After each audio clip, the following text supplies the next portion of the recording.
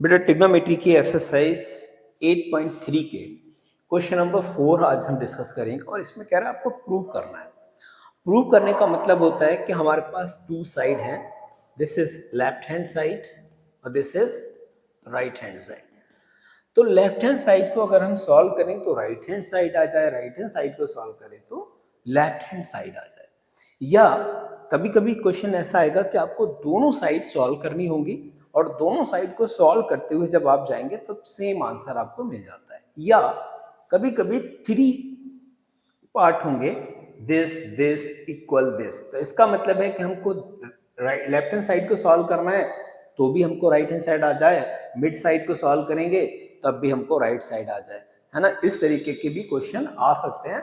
तो आज हम इन दोनों क्वेश्चनों को डिस्कस करेंगे और मुझे उम्मीद है कि ये दोनों क्वेश्चन आपको 100% समझ में आएंगे।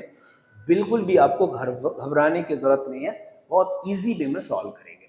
तो चलिए क्वेश्चन नंबर 4 का जो फर्स्ट पार्ट है उसको समझते हैं। उसने कहा है कि cosec theta minus cot theta का होल स्क्वायर और हमको लाना है 1 minus cos theta upon 1 plus cos theta.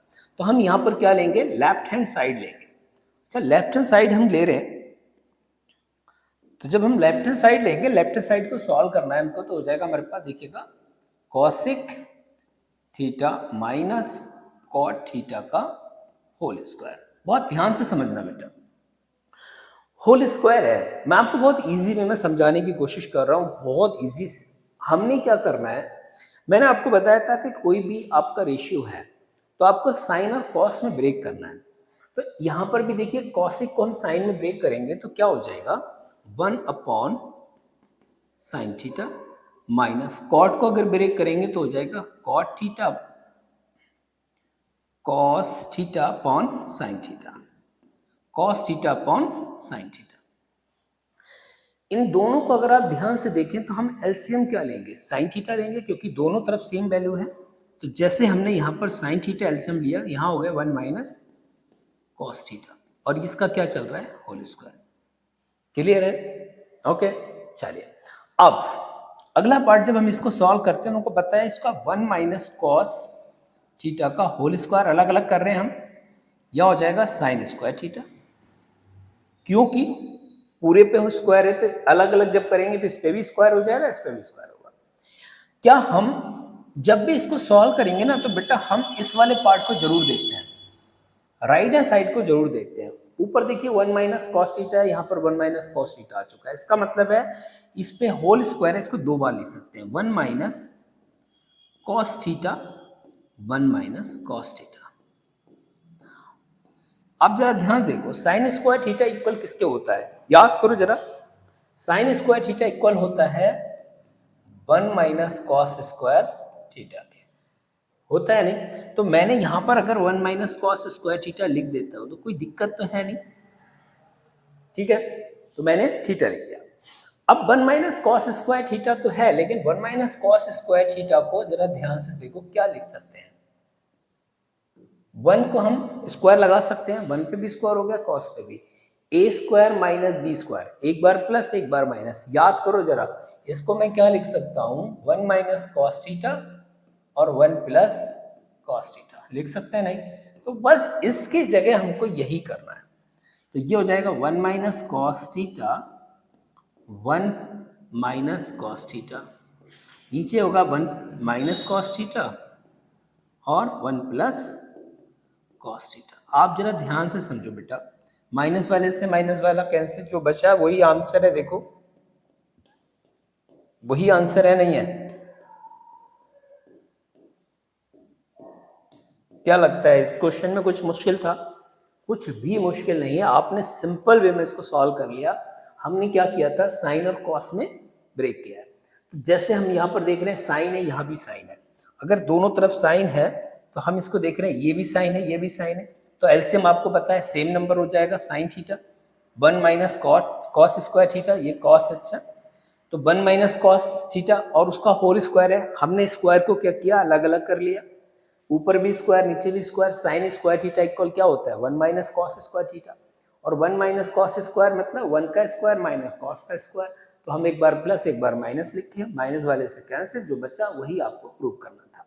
I hope कि कोई भी दिक्कत अब इस क्वेश्चन में नहीं आई होगी। चलिए अगला पार्ट भी इसका सॉल्व करते हैं। इसका दूसरा जो पार्ट है वो क्या पूछ रहा है देखिएगा, कह रहे cos A upon 1 plus sign A plus 1 plus sign A upon cos A।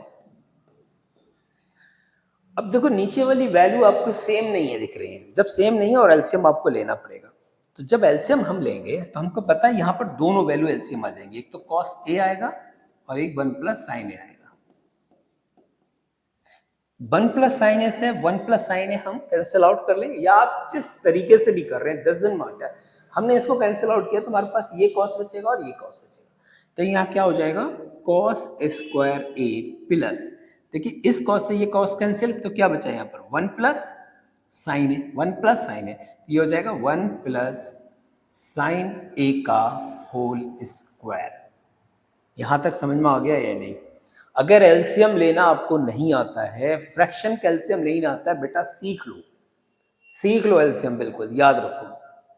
क्यों? क्योंकि एलसीएम लेना नहीं आ रहा है, फ्रैक्शन सॉल्व करना नहीं आ रही है, तो फिर 10th में अच्छी परफॉर्मेंस नहीं हो पाएगी। ये बेसिक चीजें, इन पर काम करो। अब हमने देखो कॉस स्क्वायर को तो हम भाई ऐसे ही लिखेंगे, कॉस स्क्वायर ए प्लस, इसका फॉर्मूला खोलो, ए प्लस बी का होल स्क्वायर। अब कहोगे सर ये कहां से आ गया? भाई कुछ भी आ सकता है, कुछ भी, कहीं भी ए प्लस बी का whole square, a square plus b square plus 2ab, याद करो, लिखो यहाँ पर ए की वैल्यू कितनी है 1, 1 का स्क्वायर 1 ही रहेगा, प्लस साइन स्क्वायर प्लस 2, ए की वैल्यू 1 है, साइन है तो 2 साइन ही हो रहेगा ये, अपॉन में क्या चल रहा है कॉस ए और 1 प्लस साइन है। कॉस ए और साइन, कॉस स्क्वायर है साइन स्क्वायर है, जरा सोचो इसकी वैल्यू आपको क्या होती है, 1 होती है ना, sine square theta plus cos square theta equal क्या होता है 1 के, एक 1 यहाँ पर हमें दे रखा है, तो 1 और 1 कितने हो जाएंगे 2 प्लस 2 साइन है अपॉन कॉस ए 1 प्लस, यहाँ 1 है, अच्छा 1 प्लस साइन है। क्या कर सकते हैं यहाँ पर देखें 2 कॉमन, जब हमने यहां से 2 कॉमन लिया बचेगा 1 प्लस साइन है। कुछ समझ में आ रहा है? कुछ समझ में आ रहा है? कुछ ना कुछ बनने वाला, देखो cos A 1 plus sign A, 1 plus sign ए से 1 प्लस साइन ए कैंसिल, क्या बचा आपके पास 2 अपॉन कॉस ए। अब कहोगे सर ये अजीब सा आंसर आ रहा है, नहीं, इसको हम लिख सकते हैं 2 इंटू 1 अपॉन कॉस, और 1 अपॉन कॉस से होता है बेटा सेक के, किसके होता है सेक के, यही तो प्रूव करना था, यही तो प्रूव करना है 2 सेक के। क्या बचा यार? कुछ भी नहीं है, क्वेश्चन में एलसीएम लेके सॉल्व करना था, बस काट पीट के आंसर आ गया। बेसिक पैटर्न पे काम करें, कॉन्सेप्ट को क्लियर करते चलें, कुछ भी मुश्किल नहीं है, मैथ बहुत ईजी है। मैथ में आपके फंडामेंटल क्लियर होने चाहिए, बस फंडामेंटल पे गेम है बेटा, फंडामेंटल क्लियर नहीं है ना तो ये आपको फ्रैक्शन एलसीएम ये सब कुछ समझ में नहीं आएंगे। ठीक है, तो क्वेश्चन नंबर 4 के दोनों पार्ट आई होप के क्लियर हैं। Okay, thank you.